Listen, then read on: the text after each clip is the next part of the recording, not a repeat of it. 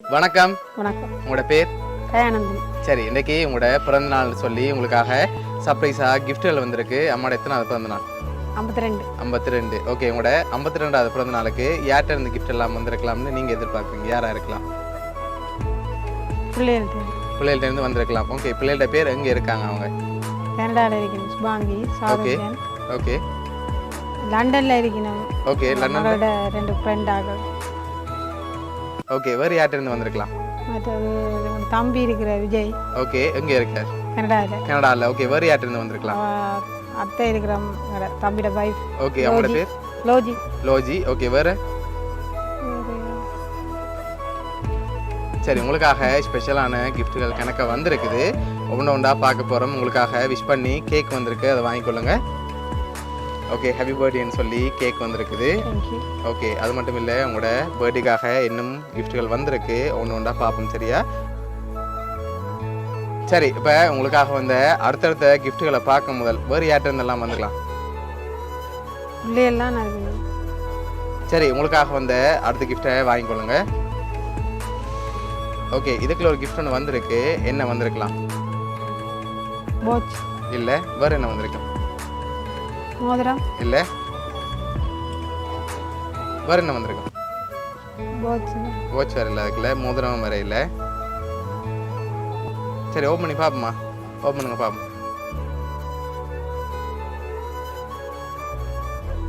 எவ்வளோ மாதிரி இருக்கு?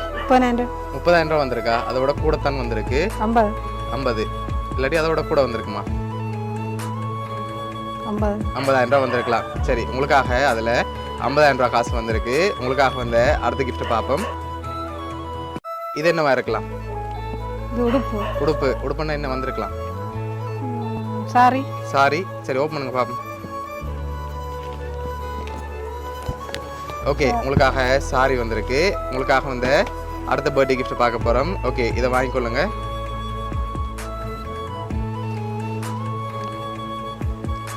ஓகே, இதுக்குள்ள என்ன வந்திருக்கும்? இது வாட்ச் வந்திருக்கலாம். வேறு என்னெல்லாம் வந்திருக்கலாம்? இப்போ வந்த மாதிரி காசும் வந்திருக்கலாமா? திருப்பியும் காசு வந்திருக்குமா? இல்லாட்டி வேறு எதுவும் வந்திருக்குமா? வாட்ச் இல்லாட்டி காசு இல்லாட்டி மோதிரம் ஏதாவது வந்திருக்கலாம். சரி, தரங்க பாப்போம். காசு இதில் எவ்வளோ வந்திருக்கலாம்? இதுலேயும் 50.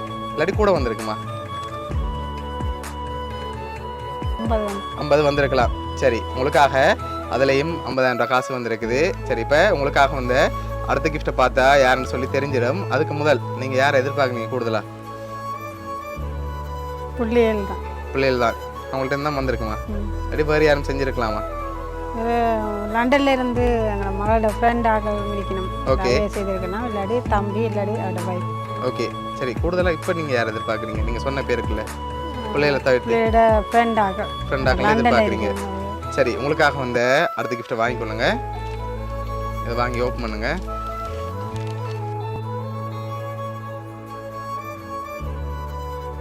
ஹாப்பி பர்த்டே அம்மான்னு சொல்லி ஃபோட்டோ ஃப்ரேம் வந்திருக்குது.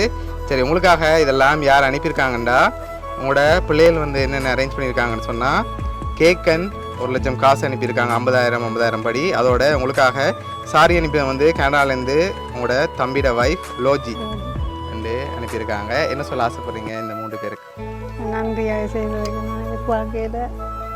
ஓகே, உங்களோட 52வது பர்த்டேக்கு அவங்க இங்கே இல்லாட்டியும் அவங்க சார்பாக கிஃப்ட் எல்லாம் அனுப்பியிருக்காங்க. உங்களோட பிள்ளைகள் சார்பாகவும் உங்களோட தம்பியோட வைஃப் சார்பாகவும் வவுனியா சர்ப்ரைஸ் கிஃப்ட் சார்பாகவும் இனிய பிறந்த நாள் நல்வாழ்த்துக்கள். நன்றி. Okay, welcome. நன்றி. சரி, பிடிச்சிருக்கா கிஃப்ட் எல்லாம்? ஓகே.